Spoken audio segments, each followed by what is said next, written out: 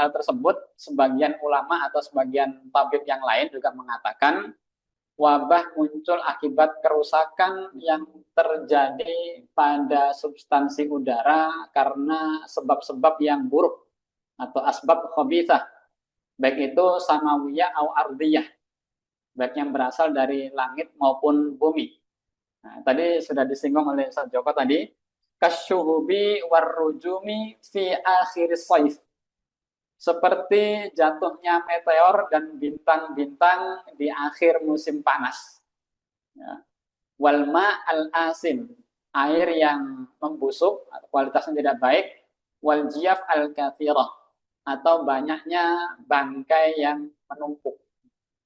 Jadi baik fenomena langit seperti meteor yang bisa kita lihat, kemudian adanya benda-benda langit lain yang tidak wajar, ini sebenarnya adalah gejala atau simbol adanya anomali di langit.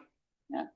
Yang biasanya Allah Subhanahu wa Ta'ala itu memang selalu memberi tanda ya, kalau ada sesuatu yang tidak wajar, Allah itu memberi tanda supaya penduduk bumi itu bisa waspada gitu. Nah, diantaranya tadi adalah asyuhub warrujum, meteor dan bintang jatuh. Ada yang mengatakan ini sebagai tanda bahwasanya kualitas udara atas itu sudah tidak baik, sehingga Allah menampakkan bintang-bintang yang jatuh atau meteor tersebut. Atau juga sebagai tanda bahwasanya perubahan iklim yang ekstrim ini sedang terjadi. Begitu pula dengan polusi udara yang bisa menciptakan kondisi lingkungan yang memperlemah lah, ya. Jadi selain sebagai tanda ini ada tidak beres, ini juga sebagai tanda bahwasanya kondisi-kondisi tersebut sebenarnya imun kita ini sedang lemah. Jadi wabah itu terjadi bukan hanya karena banyaknya kuman, banyaknya virus dan lain sebagainya. Wabah itu juga terjadi adalah karena melemahnya sistem imunitas kita. Nah, ini kalau dari sudut pandang sains pada zaman itu, atau para ahli tabib ya, ahli kedokteran di zaman itu. Adapun dari sudut pandang syariat, Allah Subhanahu wa Ta'ala berfirman dalam Quran surah Asy-Syura di ayat 29 dan ayat 30. Allah Subhanahu wa Ta'ala berfirman, A'udzu billahi minasyaitonir rajim.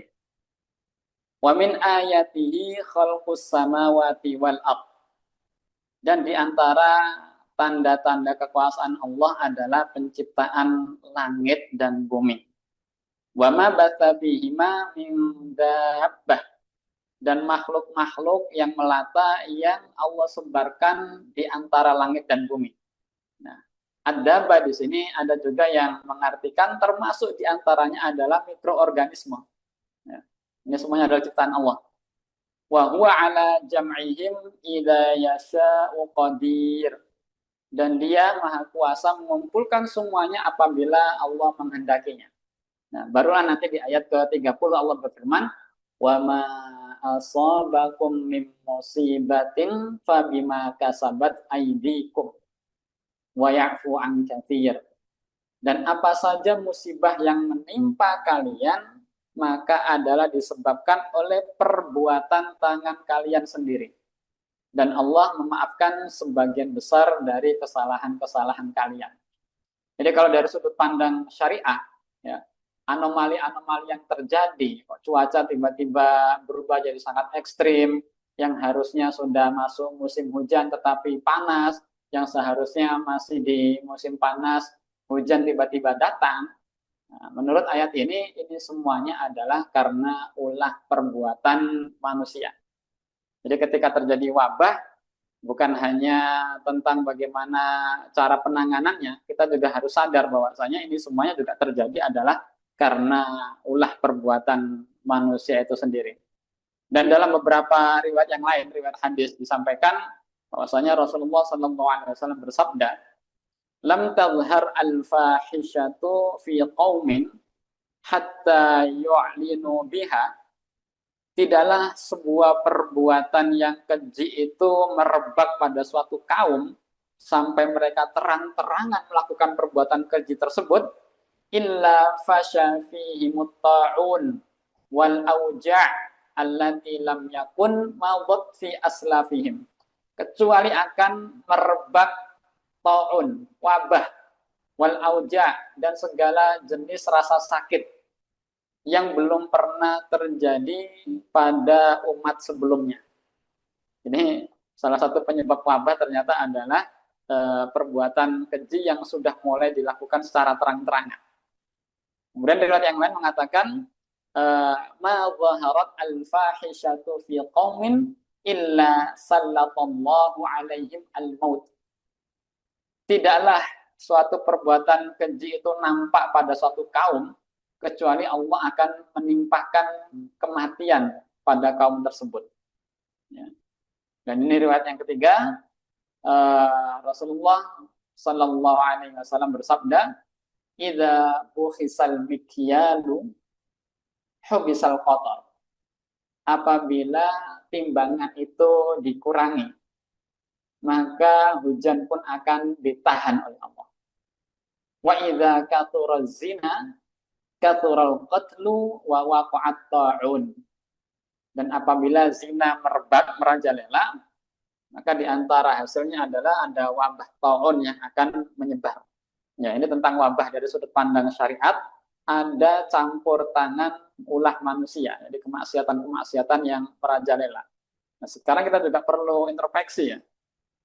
Kok banyak penyakit-penyakit yang sebelumnya tidak ada, tiba-tiba muncul. Kita perlu perhatikan bagaimana kondisi masyarakat kita hari ini. Bagaimana sekitar kita, apakah kemaksiatan-kemaksiatan itu semakin merajalela atau tidak. Gitu. Jadi bukan hanya tentang bagaimana penanganan, kita juga harus fokus untuk mencegah kemaksiatan yang ada di sekitar kita. Itu ya. Kemudian berikutnya berkaitan dengan influenza atau wabah ini, bukan hanya tentang kesadaran tadi, ternyata Islam juga memberikan pencegahan. Ya, kasus influenza ini kan umumnya meningkat di musim dingin. Biasanya di negara yang ada 4 musim. Tapi kan di Indonesia ini kita tidak punya musim dingin ya. Sehingga flu ini biasa terjadi di sepanjang tahun. Meskipun biasanya meningkatnya ini ya di awal-awal musim hujan. Ya. Nah, berkaitan dengan ini, Rasulullah SAW memberikan sebuah tindakan preventif atau pencegahan. Beliau bersabda, "Ghattu al-ina'a wa auqus siqa'a." Jadi, tutuplah bejana-bejana atau tempat air. Wa auqus siqa'a, ikat ya. Ikat kirbah-kirbah atau tempat air yang berasal dari kulit. Kalau kita punya botol itu ya ditutup, ya, diikat. Kenapa? Fa inna fis sanati lailatun yanzilu fiha wabah. Kata Rasul, karena sesungguhnya dalam setahun itu ada suatu malam yang mana di malam itu wabah biasanya turun. La yamurru bi ina'in laisa 'alaihi ghita aw siqa'in laisa 'alaihi wika, yang mana dia tidak lewat ya. Dia tidak melewati tempat air yang tidak ditutup atau botol-botol yang tidak ditutup, illa nazala fihi min dzalikal wabah, kecuali wabah itu akan masuk ke tempat air tersebut. Jadi hati-hati. Ini penjelasan dari Rasulullah SAW. Nah, mayoritas ulama berpendapat bahwasanya hadis ini memang tidak menentukan waktu tertentu secara pasti. Hikmahnya adalah supaya umat Islam ini selalu waspada dan konsisten dalam menjalankan sunnah di sepanjang tahunnya. Karena kita tidak tahu malam yang mana ini wabah turun. Sehingga kita selalu berusaha untuk menutup bejana-bejana, tempat air, tempat minum, dan lain sebagainya. Karena beberapa penyakit menular itu ternyata bisa ditularkan melalui udara yang tercemar. Ya. Di mana mikroba-mikroba itu menempel pada partikel debu. Kemudian ketika ditiup oleh angin, nah angin itu akhirnya akan memindahkan bakteri atau virus dari orang yang sakit ke orang yang sehat. Ini salah satu tindakan preventifnya adalah menutup tempat-tempat air tersebut.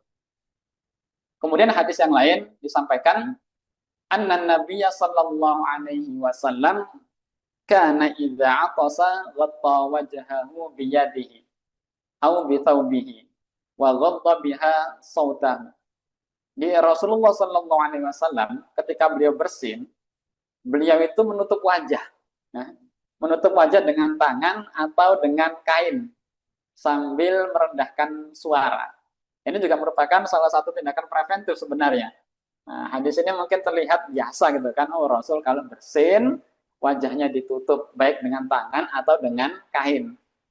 Ternyata dari hadis ini juga ada tindakan preventif supaya eh, penyakit atau virus itu tidak berpindah dari orang yang sakit kepada orang yang masih sehat. Dan hadis-hadis atau syariat ini biasa seperti itu. Kita menduga ini adalah keterangan biasa, tetapi sebenarnya di dalamnya banyak sekali arahan-arahan, hikmah-hikmah, termasuk diantaranya adalah demi kesehatan kita semuanya. Ini pencegahan. Ternyata syariat kita tidak berhenti hanya di tindakan pencegahan, karena kita juga akan menjumpai bahwasanya Rasulullah Shallallahu Alaihi Wasallam itu juga mengajarkan tentang pengobatan. Apa tindakan kuratif yang harus dilakukan ketika seseorang sudah terjangkit sakit? Di antaranya adalah selesma tadi atau influenza. Diriwayatkan dari Ubaidullah dari Ummu Qais binti Mihsan bahwasanya ia berkata, aku pernah datang kepada Rasulullah Sallallahu Alaihi Wasallam bersama anakku yang sedang menderita sakit tenggorokan. Nah, ini kan influenza, kemudian pilek, flu itu biasanya kan juga menyebabkan sakit tenggorokan ya, atau udrah di sini disebutnya. Dan aku telah mengobatinya dengan cara menekan langit-langit mulutnya dengan jari atau dengan ramuan. Maka Rasulullah Sallallahu Alaihi Wasallam bersabda, mengapa kalian menekan mulut anak-anak kalian dengan cara seperti itu? Gunakanlah udul hindi. Nah, ini kayu gaharu India ini. Nanti mungkin Ustaz Joko bisa menjelaskan ini. Ya, disebut al-ud al-hindi. Karena di dalamnya terdapat 7 macam penyembuhan.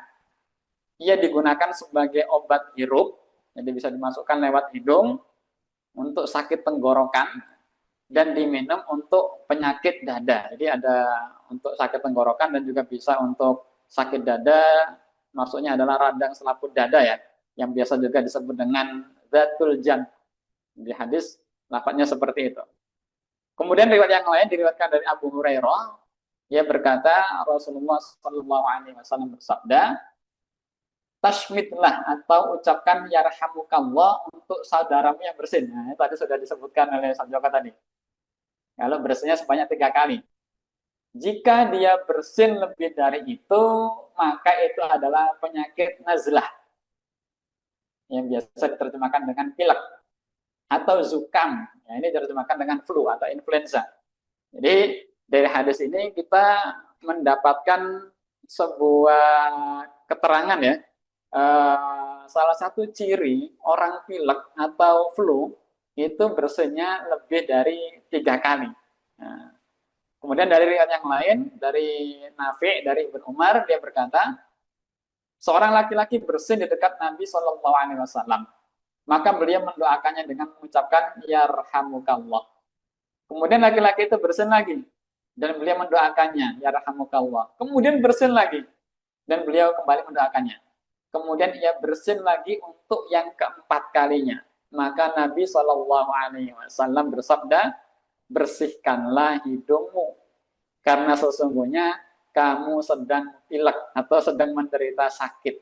Ya, ini indikatornya tadi. Kalau bersin sudah lebih dari 3 kali, ya segera dibersihkan hidungnya, keluarkan dahaknya, karena itu sedang mengalami pilek atau sedang menderita sakit. Riwayat yang lain juga dari Anas bin Malik, dia berkata, Rasulullah Shallallahu Alaihi Wasallam bersabda, hendaklah kalian menggunakan al-marzanjush atau marjoram. Ini saya cari-cari, ternyata sejenis atau keluarga dari dedaunan mint ya. Nanti Ustaz Joko juga mungkin bisa menjelaskan. Ciumlah aromanya karena ia baik untuk penyakit al-khusyam, sakit hidung atau pilek. Ya, riwayat-riwayat ini menunjukkan bahwasanya Islam itu, masya Allah, komprehensif dan holistik ya.